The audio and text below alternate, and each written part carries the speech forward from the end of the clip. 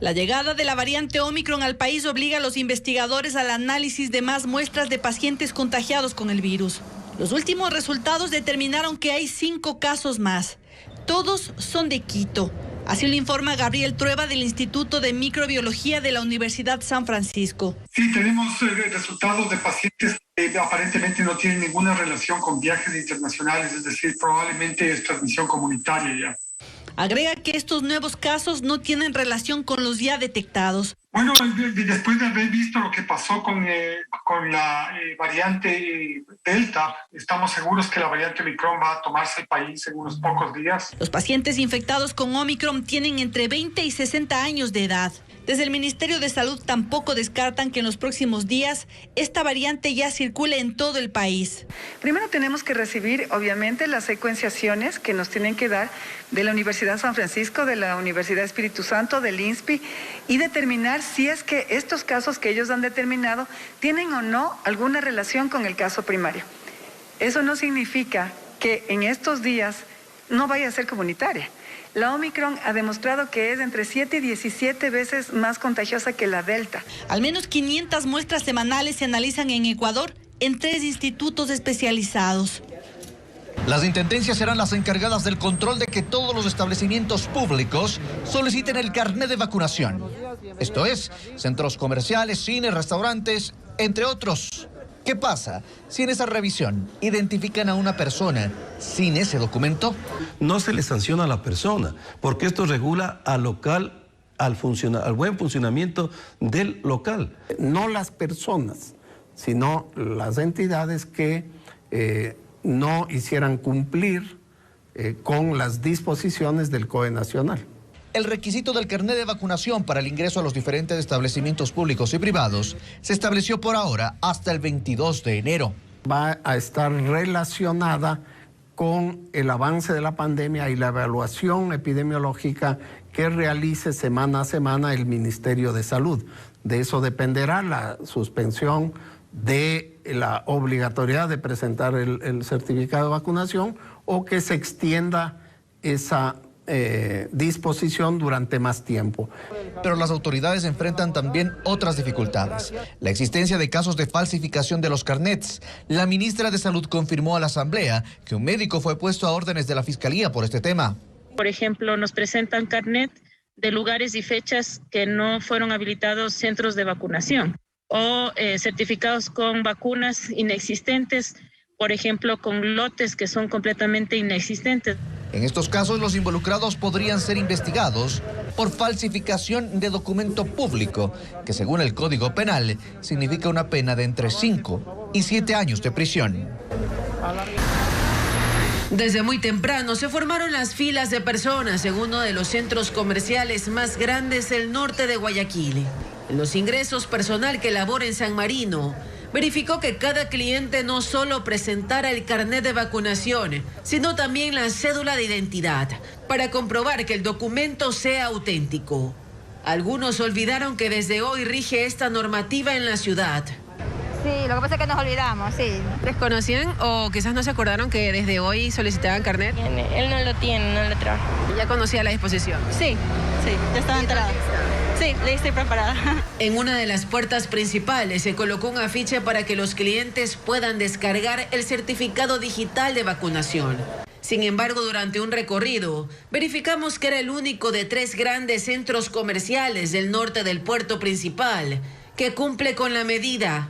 El COE cantonal solicitó que desde ayer se obligue al público a presentar el documento en estos lugares, pero no todos cumplieron. Sin embargo, hasta el cierre de este reportaje, y pese a nuestra insistencia, no obtuvimos una declaración de parte de la Intendencia de Policía del Guayas sobre cuándo se aplicarán estas acciones y cuánto personal poseen para hacerlo.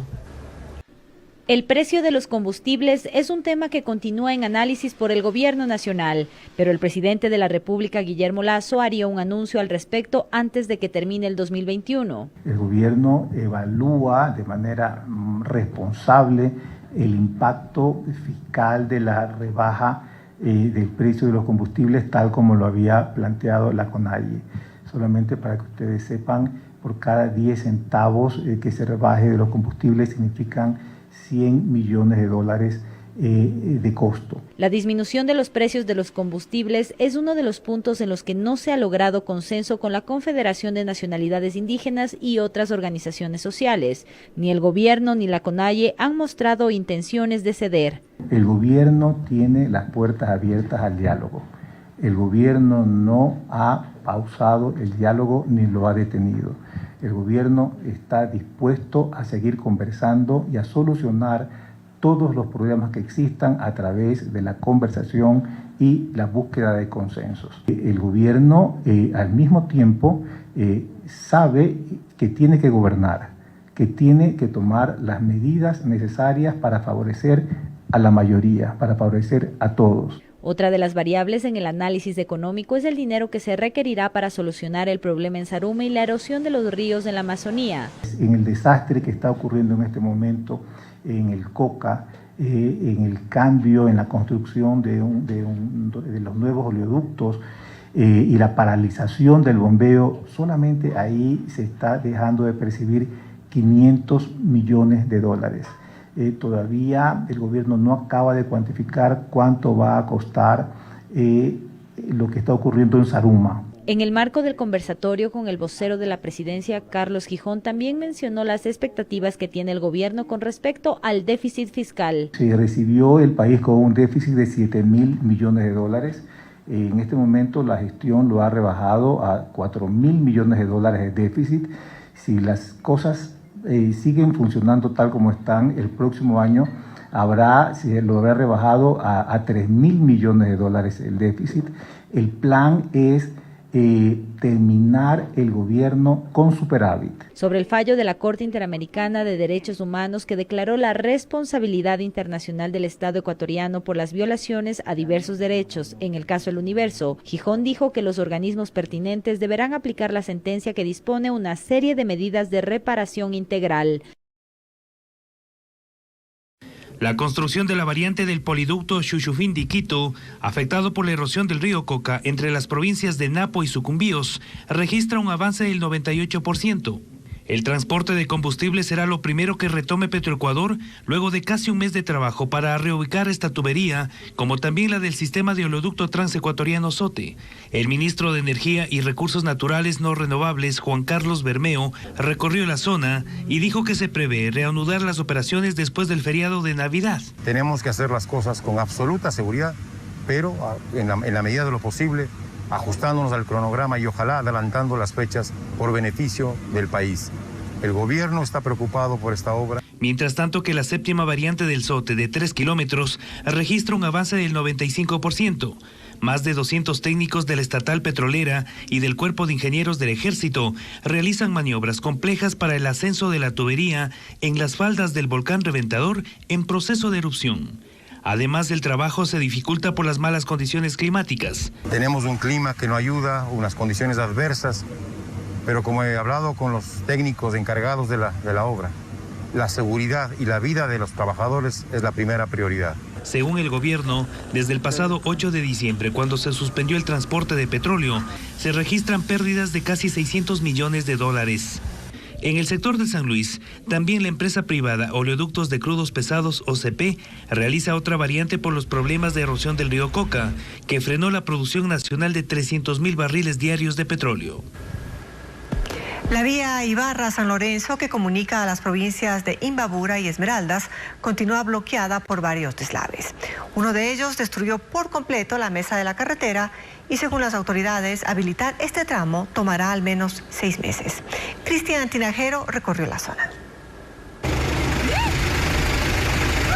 Las rocas no paran de desprenderse de la montaña en la parroquia La Carolina del Cantón Ibarra. Y es que ya son más de 48 horas que lleva cerrado un tramo de al menos 15 kilómetros de la vía Ibarra-San Lorenzo a causa de 4 deslaves ocurridos el pasado miércoles. Los habitantes de la zona denuncian que los trabajos de limpieza de la vía son lentos. Ya se ha dañado la máquina ahí, ahorita ya no hay quien trabaje, ya dejaron ahí. Sobre eso decían que ya salen de vacaciones.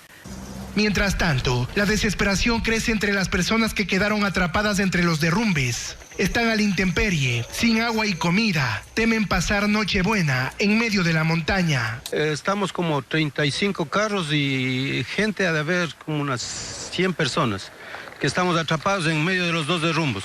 Los más arriesgados, en cambio, atraviesan a pie los cerros para poder recibir la Navidad en casa. Los habitantes de la parroquia La Carolina deben caminar por más de 3 horas por un sendero como este, lleno de lodo y escombros, para llegar a sus destinos. El deslizamiento de tierra, registrado cerca de la comunidad San Jerónimo, es el más grave. Aquí la base que sostenía la carretera estatal ya no existe. Pablo Jurado, prefecto de Imbabura, estima que los trabajos de reparación de este tramo tomarán al menos 6 meses. Desde la mesa de la vía hacia el cauce del río, por lo menos serán 100 metros.